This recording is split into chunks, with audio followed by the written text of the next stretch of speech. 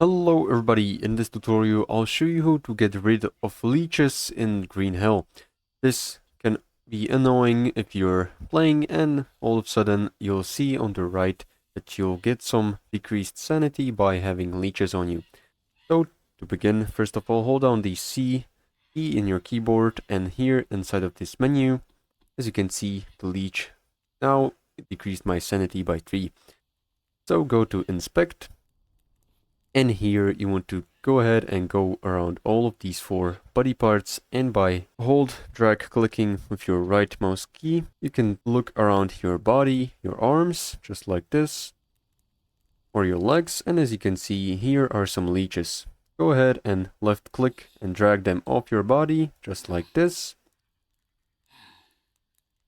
and check if there are not any more leeches around you, just in case. And then just press Q to quit, and you're all done. This is pretty much all how to get rid of leeches. Make sure to like and subscribe if you found this helpful. See you in the next one.